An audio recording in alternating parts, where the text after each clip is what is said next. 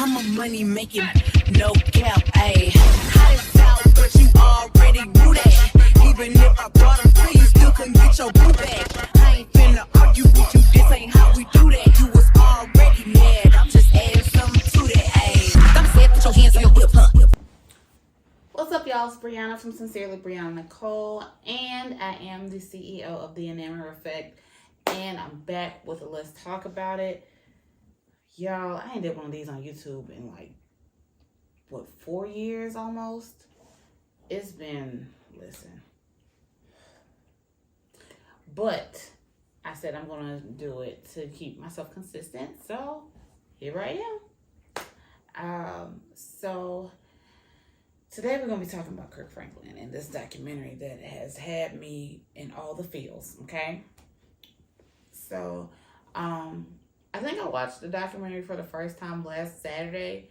I first started hearing something about it on Friday, and the day that it came out, I heard something about it, and I was like, oh, I'm going to watch it on Saturday. I don't feel like being in my feelings right now, right? And when I watched it, I've watched it 3 times. Last time I watched it was right before I recorded it, so I could make sure everything was fresh, right? I was just so, oh my God, I didn't know what to think. It was just so many things, emotions, feelings. Every time I watched it, I got something different out of it. And this last time, I really focused on the relationships, not just what was happening, but the actual relationships. I think the relationships that he has with people were definitely part of what made this what it was, because it wouldn't have even happened if he did not have the relationships that he had. And so, I guess I'll start with his aunt and his mama, because baby, they a piece of work, especially that auntie. Auntie need a man or something, because Lord Jesus, she was just so her demeanor was just so off-putting. It was bad. I've had people in my life that were like that, so I get it, but why you gotta be like that? I don't understand. I don't understand how people don't know that they're like that, right? And when Kirk was he was in the car and he was I'm 53 years old and I feel like a 10-year-old little boy right now. I understood that completely. I get it. I've had people in my family that make me feel like that.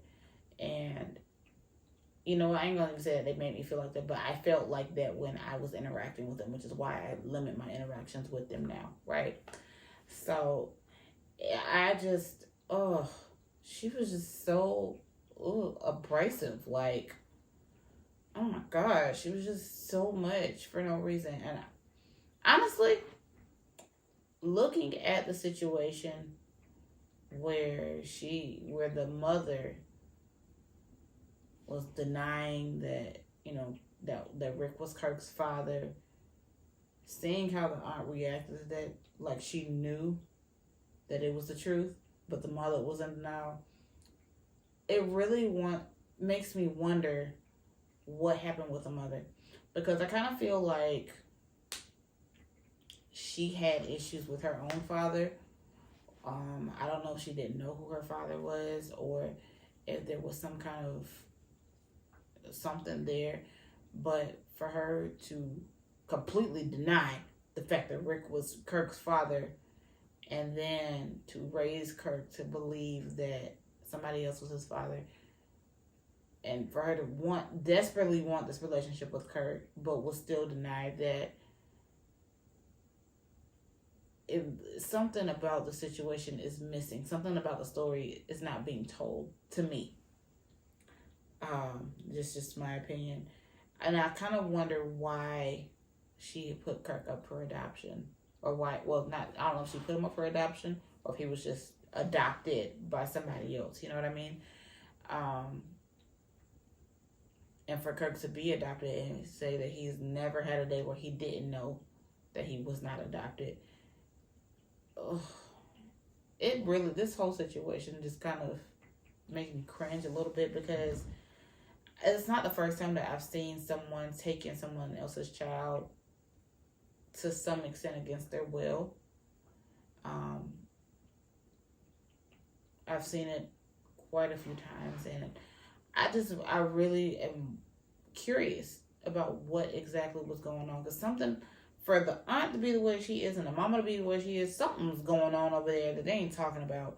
And I feel like it has a lot to do with the generation prior, and it's trickled down to Kirk. But I think it's absolutely amazing that Kirk was able to find his father and for his tribe, his community to be there the whole way through. Like, they weren't just employees to him, they were his family. And so with Kirk not having his father there, a lot of people that have a void, they do things to fill that void. Perfect example, my dad, he lost his mother pretty young, and he has godmothers everywhere. I'm telling you, until I was grown or older and I found out how grandparents work, that you're supposed to have 2 on each side, and I was like, well, I got like 6 grandmas. Like, I couldn't, I didn't understand it, but now that I'm older, I'm like, I get it. That void was there. You wanted another mama. You wanted just to have that a moment with your mom again. I get that. But I do, with Kirk, he throws himself into his music, and that was his safe place. And even in that, that's kind of how this whole situation started. So, like, Melody was a childhood friend who was still singing with him. She was the one that found Rick, and it was completely unintentional. Like, the way this whole story is pieced together, it literally is showing you how God works, how he literally uses all things to work together. And I was so in awe with God in that moment. I was like, oh my God, like, you really took everything that he had went through, like, and brought it to this moment right here. That's insane. He had no intentions of filming the behind the scenes. He never filmed the behind the scenes, but yet he decided to do it this time because he felt the need to. And in the midst of recording the album, Father's Day, he finds out who his father is. And honestly, when I saw the picture on Instagram, I thought it was some kind of weird marketing tool for the album. I ain't know nothing about no documentary. I just thought he was being weird, like taking a DNA test because the name of the album was Father's Day. I ain't gonna, that's literally what I thought was happening, right? I didn't know all this was coming out. But, to see how his father was and how his demeanor was, as far as, like, once he found out, that man didn't know. I think that he might have questioned it at some point. And I kind of feel like he was out here in these streets for him to have dated Kirk's mother, but didn't know that she was pregnant. And they live in a small, neighborhood. What you was out here doing in these streets. It ain't none of my business, but, I'm glad that they were able to start their relationship and they're pacing it.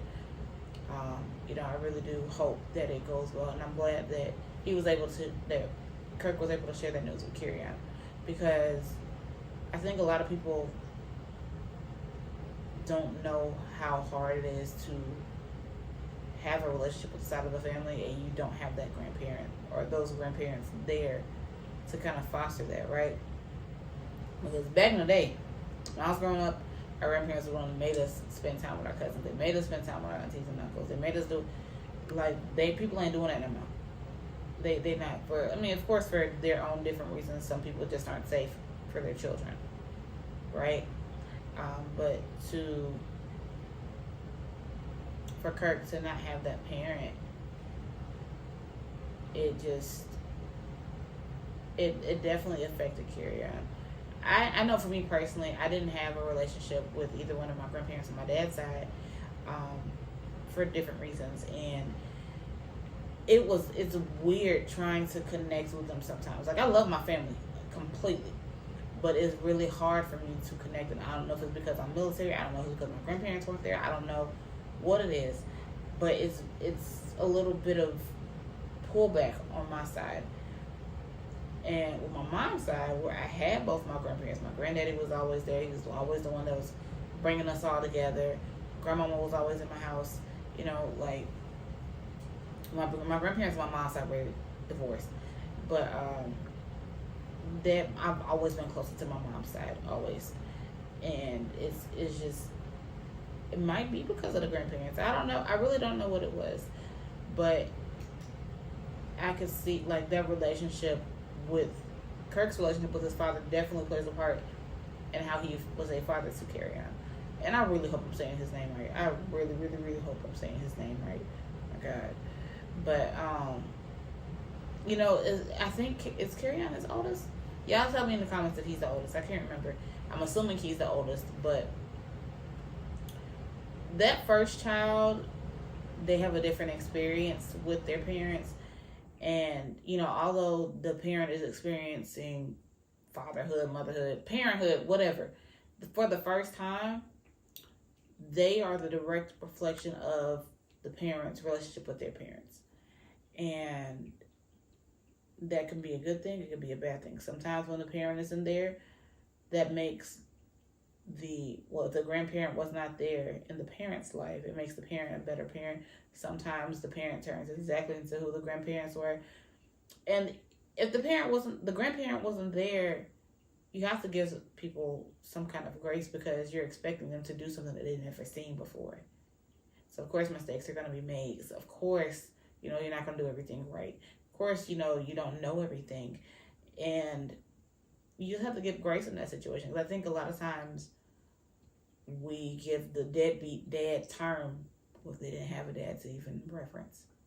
You know what I mean? So in Kirk's situation, he have no dad, so how he don't know how to be a father? But I do think that him having that missing piece is going to help a lot of different things. It's going to give some clarity, some guidance, some understanding. I think that Rick can definitely play a role. Of course, you know, they're taking it at Kirk's pace. But I do think that at some point that will definitely be like a guide for him for how do I navigate this space. I don't know what to do in this. I mean, to be honest with you, neither one of them know what to do. They have grown children that they don't really have a relationship with. We need to figure this thing out together. So the other thing I was going to say that with Kirk, even when that boy was there was nothing he could do to fill it. There was nothing else that could substitute for it. There was nothing that could take that pain away. Like, music was his safe place, but that didn't make him hurt any less. For him to be as emotional as he was, that means the pain was still there. It didn't mean that it made it go away. It means that it was his safe place. And I think that a lot of times people see that people have all these accolades, all these awards, and think that they got it all together, and that's just not the case. It's not. They still go through things just like regular people go through things. They just have a bigger name, whatever you want to call it. It just, I wish that, you know, I don't wish that kind of pain on nobody, to not know who their parent is, so you really don't know, you don't really understand your identity because half of you is missing, right? And so with Kirk, he can, you know, he's not a singer by far, but he's a musician, and he's able to cultivate these experiences, these spiritual experiences, these experiences with God for people where they receive deliverance, healing, freedom, peace. But he ain't had that with himself. And that's kind of what it means when gifts are given without repentance. No matter what I do, I'll be able to, you know, whatever he did, he'd be able to have musical experiences. But that didn't necessarily take away what he was experiencing. It's like how people can sing and then they're singing under the Spirit. Same thing. People that preach but then go home broken. Same thing. It happens. Like, you know, it really does happen. And I've seen it for myself. I know enough preachers to know. Like, I've seen it happen a million times. And I just, my prayer is that they find their wholeness. And I'm glad that, you know, God gives us resources like therapists, life coaches, whatever, peer groups, all those things for us to really be able to work through those traumas that we experience. Because all of us have trauma at some point. Nobody's had a perfect life.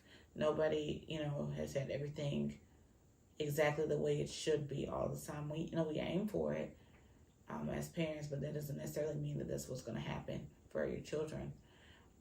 But I do think that one major thing for Kirk was his community.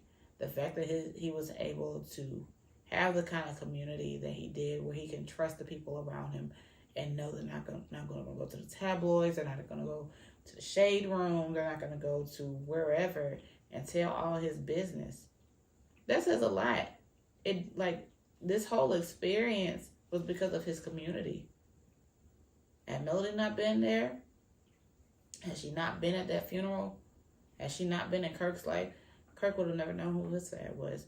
Kirk, like,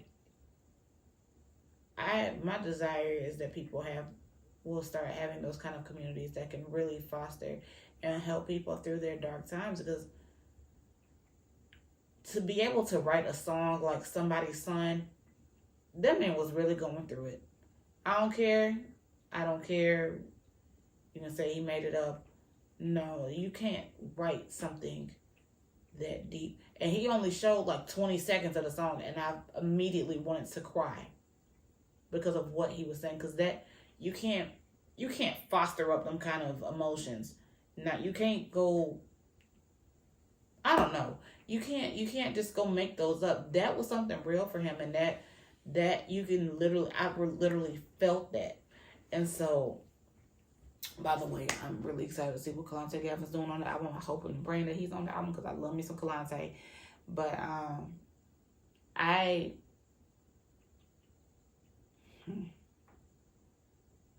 it's my heart's desire to build community like that for people.